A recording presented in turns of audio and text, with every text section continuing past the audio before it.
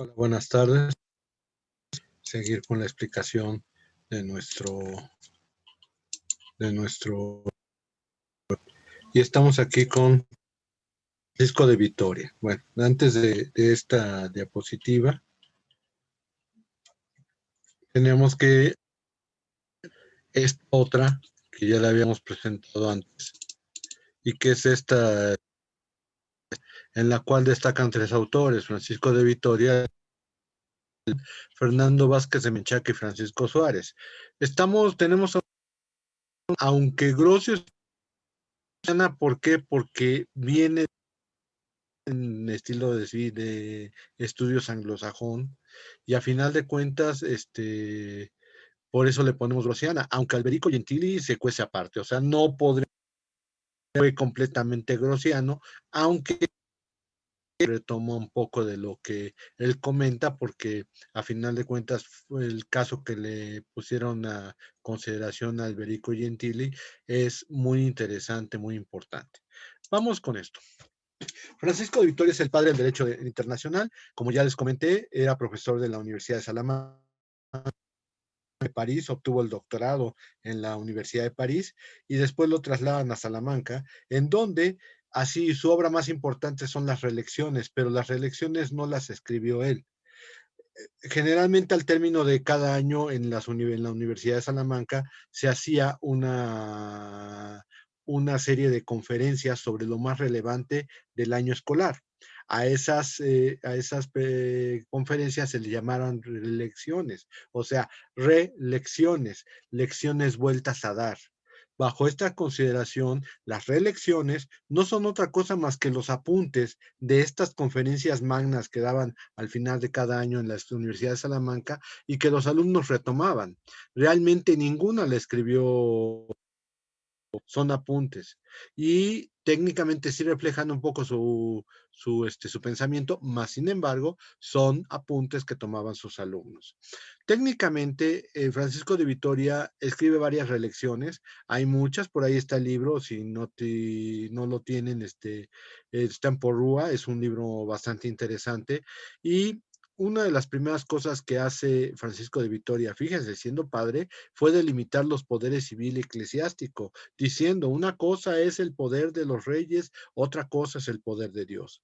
De tal manera que bajo esta consideración, Francisco de Vitoria se hace importante precisamente porque reconoce los derechos indígenas de los americanos que estaban siendo conquistados por los españoles. Estamos hablando año 1510, acuérdense que el descubrimiento de América se da en 1492, en 1519 se da la llegada de Cortés a México, y en 1521 se da la conquista de México, unos pocos años después la conquista de Perú y la famosa campaña de Francisco Pizarro con los incas. Bueno, él fue un defensor de los derechos indígenas de los americanos. Él establecía que son seres humanos, que eran capaces de tener sus tierras y bienes, y que los conquistadores no tenían justificación para hacerles la guerra, porque dice en alguna parte de sus reelecciones, técnicamente estas personas eran amos y señores de sus tierras. Sin embargo, el problema fue que él justificó de alguna manera que el comercio era muy importante y que si era para hacer comercio, entonces sí se podían hacer guerras contra algunos otros pueblos. Un contrasentido, una contradicción. Pero bueno, a final de cuentas, tampoco pueden esperar que en esos años haya pensamientos complejos o pensamientos muy uniformes. Ahora, después de su muerte, las ideas de Francisco de Vitoria fueron tomadas por Bartolomé de las Casas en contra de la posición de Juan Ginés de Sepúlveda, quien se oponía a la protección de los indios. Hay un libro en la biblioteca de la escuela, ojalá y cuando regresemos a la normalidad lo puedan buscar, sobre Juan Ginés de Sepúlveda, que habla precisamente de esa posición contraria, de que se tenía que aplicar la fuerza a los americanos, y obviamente la situación contraria era Bartolomé de las Casas. Que Bartolomé de las Casas, hay que recordar que defendía a los indígenas, pero se le ocurrió una idiota. perdón, así hay que decirlo, es una idiota. O sea, a los pobres indígenas hay que protegerlos, por lo tanto no hay que someterlos a trabajos duros. Y entonces cuando le dijeron, oiga, ¿y quién va a hacer los trabajos duros? Pues el señor Bartolomé de las Casas dijo, pues vamos por negros África. Eso es un contrasentido también espantoso, pero pues sucedió. O sea, pues, ¿qué podría yo decirles al respecto? Por lo tanto, la doctrina de Francisco Vitoria fue precursora de las leyes de Indias. Sobre la guerra justa, el famoso concepto, establece que un conflicto bélico puede ser justo siempre y cuando se le utilice para responder proporcionalmente a una injuria o agresión. Técnicamente, un manejo de represalia que tiene que ser proporcional y entonces se entendería una guerra justa. Eso es lo que dice. Ahora, considera al mundo una comunidad de todos los pueblos del mundo basados en el derecho natural. En la pregunta que me hacían por ahí algunos de ustedes sobre qué era lo del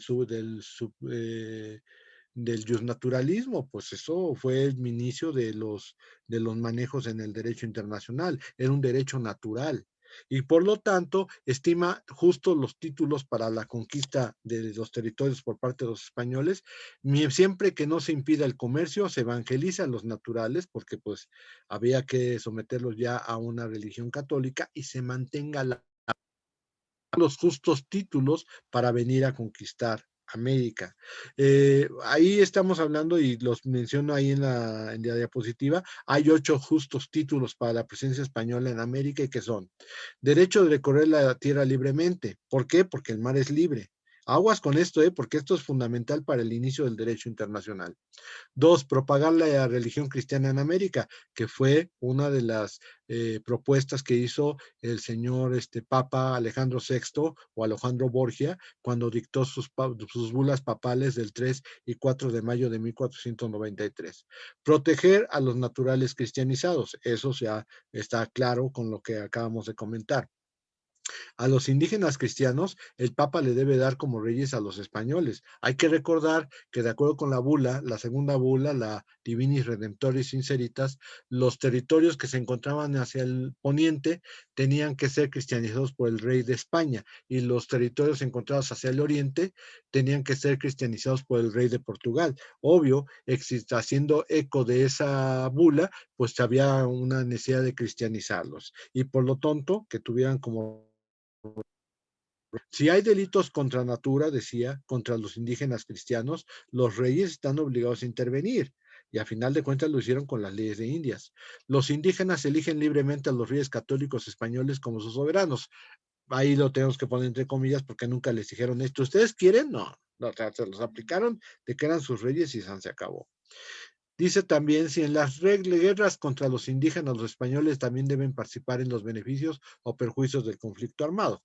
Vamos a ser sinceros, lo que pasó en la conquista, pues fueron puros beneficios para los españoles, no tanto perjuicios para los reyes españoles. Entonces la verdad es que eso no aplica, y dice, no puede afirmarse, aguas, estamos hablando de años en donde había gente que todavía se consideraba como media romana, es decir, si no eran católicos, si no pertenecían a la iglesia, pues no eran personas. No puede afirmarse que jamás que los indígenas sean amentes, o sea, personas sin conciencia, discapacitados, rústicos o atrasados, pues se les debe de proteger como de seres humanos.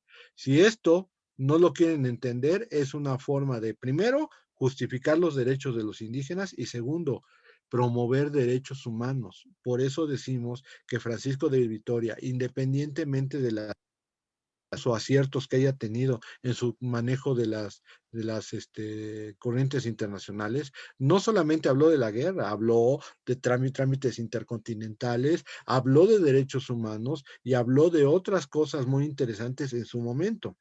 Sin embargo, el mar es libre, eso va a tener una repercusión muy importante entre todos los miembros de la parte de los creadores del derecho internacional. No lo pierdan de vista. Por otra parte, vamos con su discípulo, Fernando Vázquez de Menchaca. Él fue discípulo de Francisco de Vitoria y fue también egresado de la Universidad de Salamanca. Entonces, bajo estas condiciones, en esta universidad Fernando Vázquez de Menchaca también hizo una obra llamada Controversias, y en esas controversias habla sobre la comunidad internacional de todos los pueblos que están en el mundo y desarrolla la idea de la libertad de los mares, y esto es aprovechado por Grocio. ¿Por qué libertad de los mares? Porque acuérdense que el Papa había dividido el mundo a partir de la línea de los Azores, como ya lo habíamos comentado, la mitad del mundo, digamos, para los españoles, los territorios al poniente, y la mitad del mundo dirigidos hacia el oriente para los portugueses. Lo que nunca supieron, sino hasta tiempo después, es que el un continente completo, y que en muchas ocasiones podríamos decir que era un continente todavía mayor que el que habían encontrado los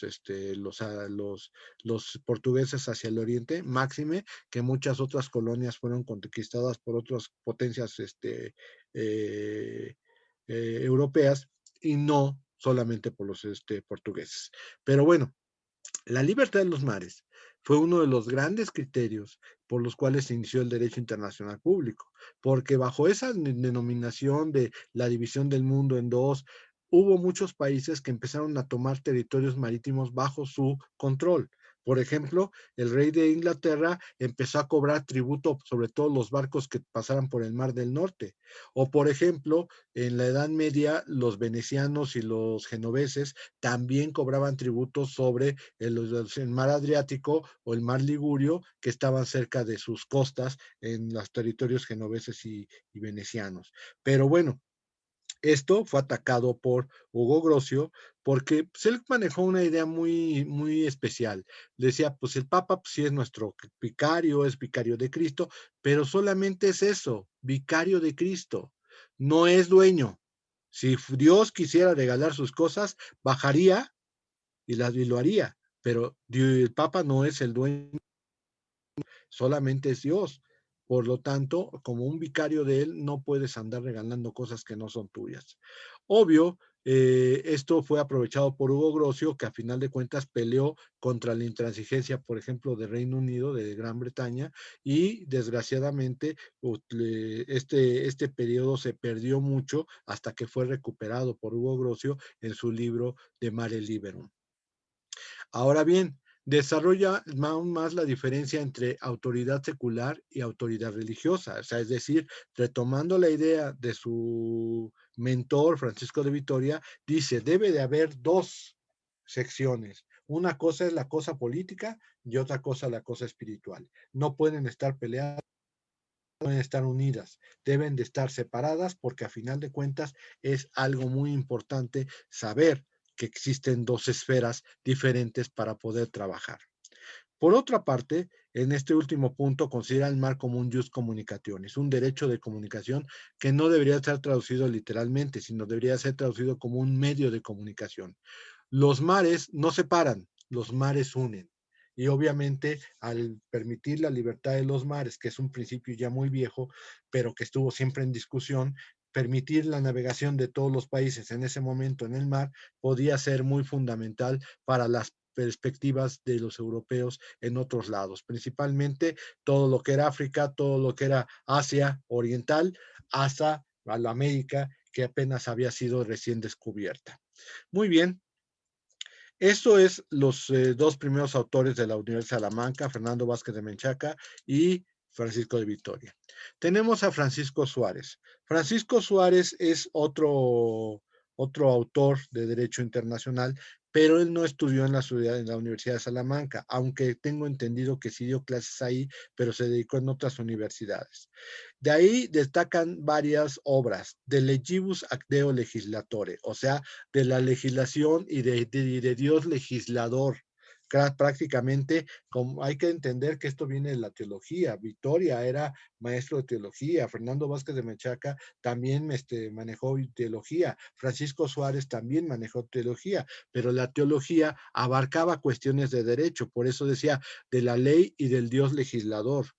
Después, Defensio Fides o la defensa de la fe, y una obra póstuma que se llama De Tríplice Virtud Teológica, o sea, la triple virtud teológica. Vamos a entender teología o teológica significa este manual de Dios, el estudio de Dios.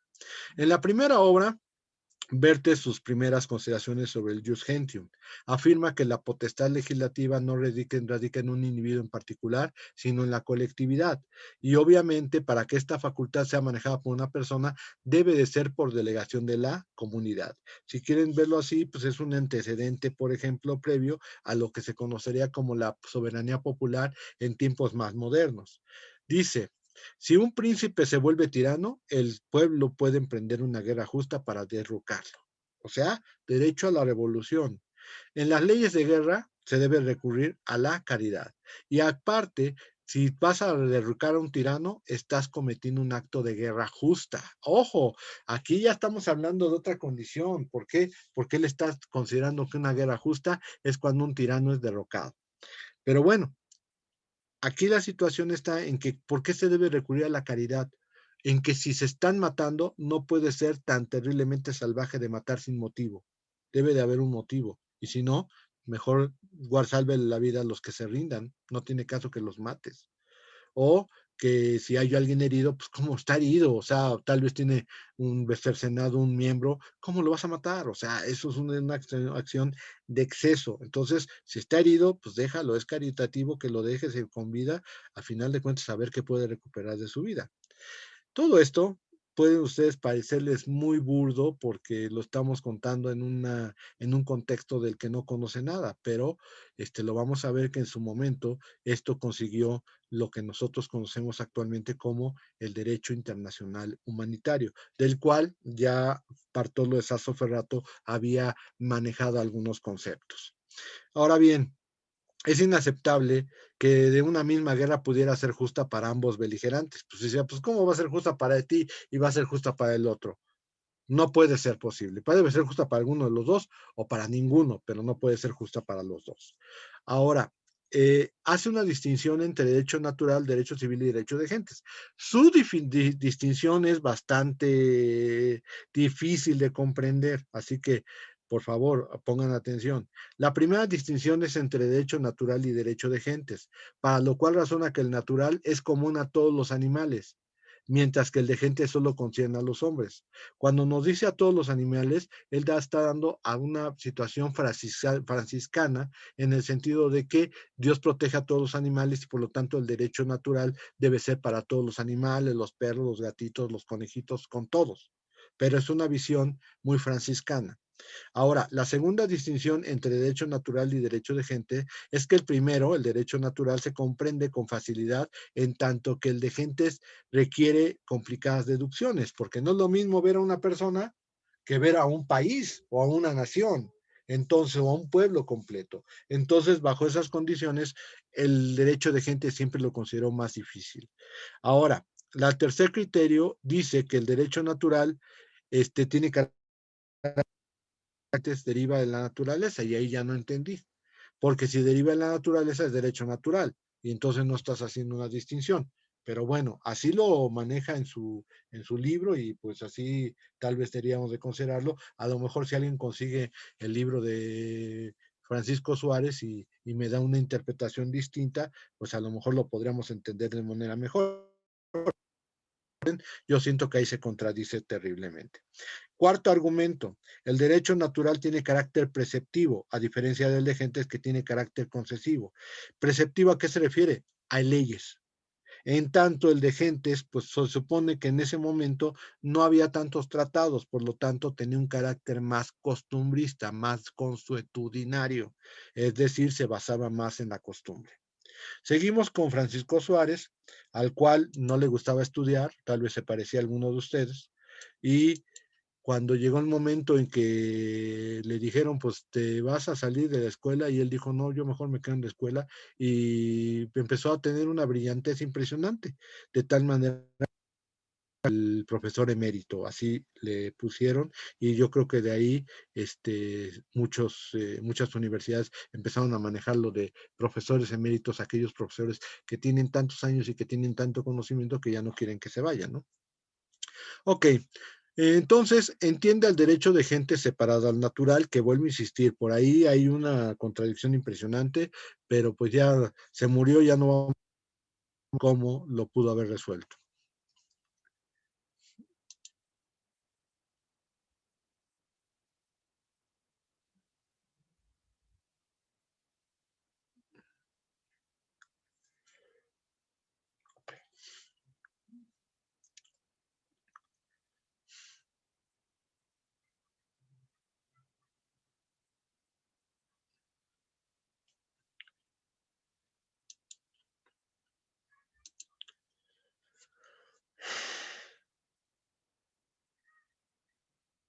Pero tenemos que ir sábado en la tarde. Ok, sí.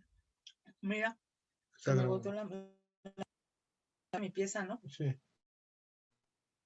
Vamos el sábado. No.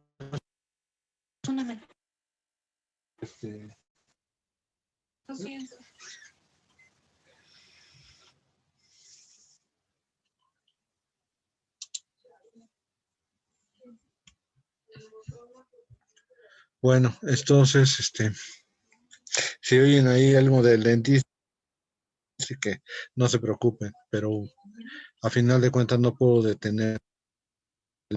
Entonces, seguimos con esto. Decía yo, hay una contradicción que comenta Francisco Suárez sobre la distinción entre derecho natural y derecho de gentes. Tampoco puede ser en gentes, estamos refiriendo a lo natural, pues esto involucra a casi todos los pueblos. Por eso él comentaba que había una separación y que no había forma de otra manera. Por otra parte, distingue entre gentes. Hay que recordar que el derecho civil, a diferencia del derecho natural, era el derecho que se manejaba a nivel personal. Y en este sentido, dice que el derecho civil es propio de un solo país. Aquí lo que nosotros estaríamos considerando maneja derecho civil como el derecho nacional. Y el de gentes es común a todos los. El origen del derecho civil naciones particulares. Vuelvo a insistir, maneja derecho civil como el derecho interno. Y el de gentes es común a todos los pueblos y bien proviene. Técnicamente, esa es la situación entre derecho civil y derecho internacional. También comenta que el derecho civil proviene del sentido de las naciones y se manifiesta mediante su ley y sus leyes escritas. El jus gentium entonces lo divide a su vez en dos partes, intergentes e intragentes. El primero le llama derecho internacional y el segundo, o sea, una contradicción pero espeluznante, pero a final de cuentas entendemos. Él divide el jus gentium en derecho intragentes y el derecho interno. Bueno, pues a final de cuentas ese es el punto de vista de Francisco Suárez y aún así lo consideran un verdadero genio, ¿no? A final de cuentas, derecho internacional en la concepción de Suárez, perdón, es el derecho de todos los pueblos y las distintas naciones que deben respetar en sus relaciones recíprocas. Es precursor de la doctrina de la soberanía popular. Al Papa le concede un poder arbitral sobre los príncipes cristianos, pero no una supremacía. Esto es algo muy importante porque en eso basó mucho el manejo de la, de la política medieval, el Papa y la Iglesia Católica. Consideró el arbitraje para la solución de casos dudosos, ya estamos hablando de otro tema distinto que es la solución de controversias, y con probabilidad de que el fallo sea para cualquiera de las partes. Y por último, la justicia se basa en que el arbitraje sea de hombres buenos nombrados por ambas partes, y esto para evitar injusticias, pues si la hay, el príncipe no está obligado a aceptar decisiones arbitrales. Ahí estaríamos hablando un poquito de política exterior. Francisco Suárez es, digamos que, un ejemplo de una persona que trató de distinguir entre ambos ámbitos, el derecho interno y el derecho internacional.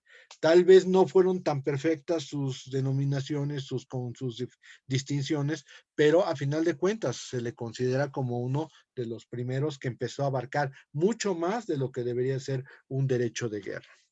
Alberico Gentili es italiano, pero a pesar de ser italiano, es evangelista. Y como en Italia el peso de la iglesia católica era muy fuerte, la familia de Alberico Gentili tuvo que emigrar. ¿Y de dónde emigró? A Inglaterra, donde los evangelistas pudieron estar sin tantas persecuciones, a pesar de que vivían en una guerra santa, en una guerra religiosa entre la iglesia anglicana que había establecido Enrique VIII y la iglesia católica que había regido durante muchísimo tiempo la Inglaterra de la Edad Media.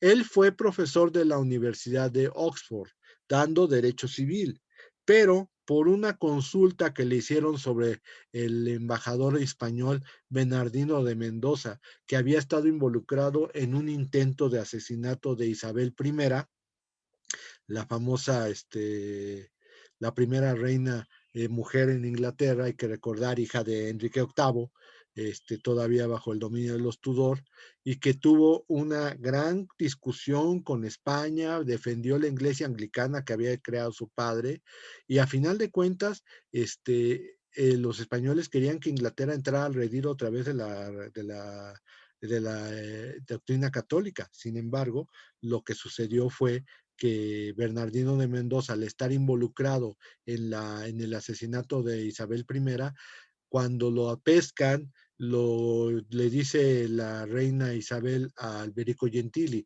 necesitamos que nos decida algo, ¿podemos mandarlo matar? ¿Le podemos dictar sentencia de muerte? Y entonces Alberico Gentili dijo, no, no puede. ¿Por qué? Porque es embajador. Más sin embargo, no está, o sea, como el embajador solamente tiene una labor de representación y es de acuerdo a la consideración de usted, es voluntario su trabajo. Si usted lo quiere expulsar, expúlselo de la corte y ya no regresará. ¿Y qué es lo que hizo Isabel I? Lo expulsó de la corte y a final de cuentas este señor no volvió a regresar a la corte de la reina Isabel I. Esto le dio un gran renombre a Alberico Gentili y sus obras, pues tenemos Delegationibus Libri 3, o sea, de las embajadas, en 3 libros, de Juri Belli, Libri 3, o 3 libros sobre el derecho de guerra, y las Hispanicae Provocationes Libri Duo, o sea, 2 libros sobre los alegatos españoles. ¿Por qué? Porque en ese momento fue contratado por España en una disputa que tuvo con Países Bajos para arreglar un problema resultante de unos actos de guerra. Los reconocimientos de Alberico Gentili es que es el primer autor secular, fue aparte de Bartolo, aparte de Dante y de Jean Baudin, que no eran propiamente internacionalistas, técnicamente él es el primer autor secular de derecho internacional. Es también el primer autor de derecho diplomático con su libro de las embajadas, 3 libros sobre las embajadas. Fue asesor de diversos países, entre ellos España, por eso su obra póstuma que fue los alegatos españoles. Y su libro sobre guerra es una recopilación muy completa de las prácticas bélicas de ese momento, del Juri Belli Libri 3 o 3 libros del derecho de guerra, fueron muy importantes para la doctrina de la guerra en Inglaterra. Eso es Alberico Gentili. Alberico Gentili da paso a lo que fue Hugo Grocio. Hugo Grocio fue conocido como el milagro holandés. ¿Por qué el milagro holandés? Porque técnicamente él empezó siendo muy joven. A los 5 años ya estaba estudiando prácticamente una etapa superiores. Tengo entendido que a los 15 años ya era doctor en Derecho. Era una cosa impresionantemente precoz e inteligente. Su contacto con el derecho internacional es fortuito porque no había pensado nunca en el derecho internacional y hay varios libros de él. De Jure Prede, que es el derecho de presa, del que se desprende de Mare Liberum o del mar libre, y de Jure Belli Ac Pacis, que son del libro de la guerra y de la paz, en 3 libros, esos son sus obras más importantes. Algunas ideas, no puedo citar todas, pero algunas. La guerra justa presenta un plan amplio donde los gobiernos pueden negociar en derecho a la paz. O sea, no hay guerra justa, mejor hay que ver cómo solucionarlo con la paz. Y aquí les damos varios métodos para llegar a la paz. Define el derecho natural como un dictado de la recta razón, manejado desde el punto de vista moral. Es decir, lo que buscas en el derecho, ¿qué buscas en el derecho? Que sea justo. Entonces, si el derecho es justo, entonces habrá derecho natural en el derecho. Pero aquí viene lo más interesante. Define al derecho de gentes como un derecho civil amplio, o sea, lo sujetan a lo que es el derecho civil, al derecho interno, pero como dice que es amplio, es como del derecho civil es amplio, pues estás definiéndolo a todos los países. Tal vez ahí podríamos alegar que tal vez Grocio busca acomodar el hecho de que durante muchísimo tiempo el derecho de los países más privilegiados, los países más avanzados, fue el que se tomó siempre como el derecho, ¿cómo llamarle? Pues el derecho que todos querían seguir. Es como decirle, ¿a poco creen que la Constitución americana no tuvo influencia en México? Claro que sí, si vemos la Constitución del 17 y vemos la americana, vamos a ver que son casi idénticas. Entonces, pues sí hay influencia de los derechos de otros países. Bueno, dice, el derecho de gentes es el que recibió la fuerza de obligar la voluntad de todos o de muchos pueblos. Y después considera que el derecho internacional es humano y no divino, ahí rompiendo un poquito la razón secular y dejando a un lado el carácter divino del derecho internacional. Lo califica de voluntario, pues es la voluntad de pueblos lo que prevalece, principalmente cuando se celebran tratados. En la guerra, decía, debe de defenderse la moderación por motivos de humanidad. Otra vez empezamos con principios de derechos humanitarios. Es decir, en la guerra, pues no está bien que tú te abalances con todo contra tus enemigos y que los destruyas, porque a final de cuentas tú tienes que ser caritativo, debes de ser humano. Entonces, pues ahí se establecen algunos principios, tal vez alegando algunas razones por las cuales no se puede arrasar con los pueblos. Habla de las causas de la guerra justa, aunque nunca las maneja muy bien, y pues definitivamente no hay guerra justa. El príncipe victorioso no debe tener el papel de juez de la contienda, pues si considera que la guerra justa es una especie de acto de venganza de los derechos violados, puede llegar a ser sobre la justicia, esa es la forma de hacer la guerra. O sea, la justicia es, ¿cómo hace la guerra? Si eres caritativo, si eres humano, entonces estás haciendo una buena guerra. Si eres desgraciado y eres sanguinario, no lo estás haciendo bien. Sobre la guerra justa, dice que las guerras declaradas por la autoridad competente son guerras justas. Otorga al beligerante el permiso de atacar y dañar en la justicia de la causa.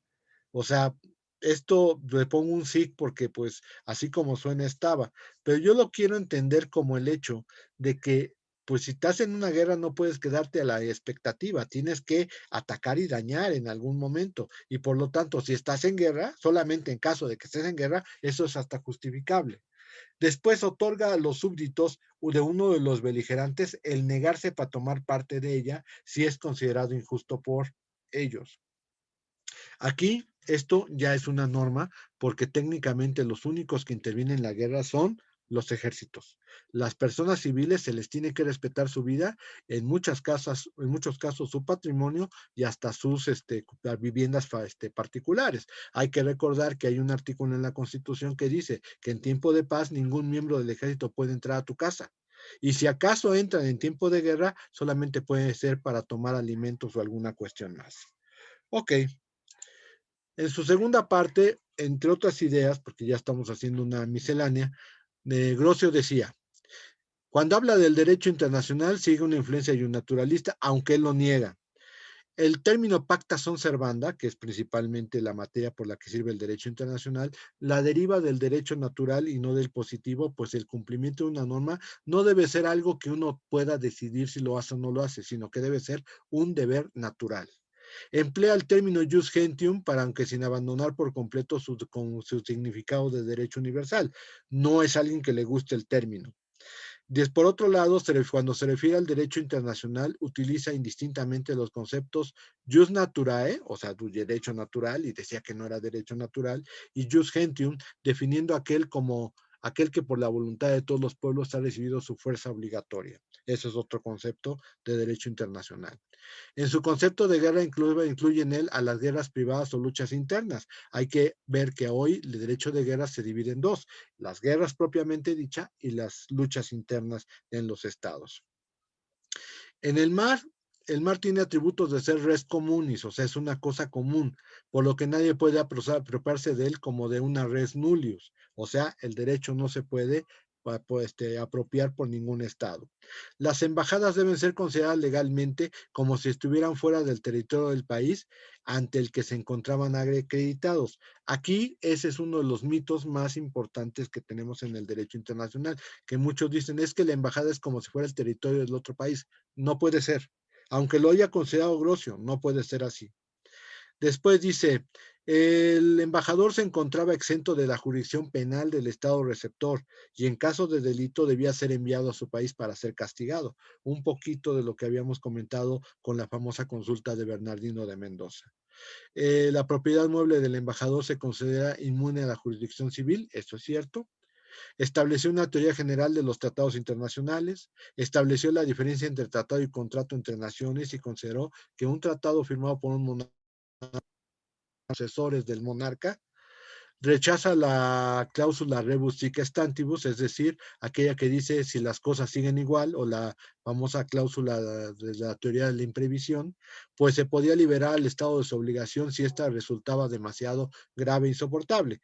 Aún a pesar de que Grocio se mostró en contra, sigue siendo una norma. Los estados se apegan a la rebus sic stantibus. Defiende el derecho de paso inocente, que es cuando un barco o un avión cruza por mares territoriales o zonas territoriales de otro estado, pero no lo hace con el fin de hacer un daño, sino solamente va de paso. Ese es el paso inocente.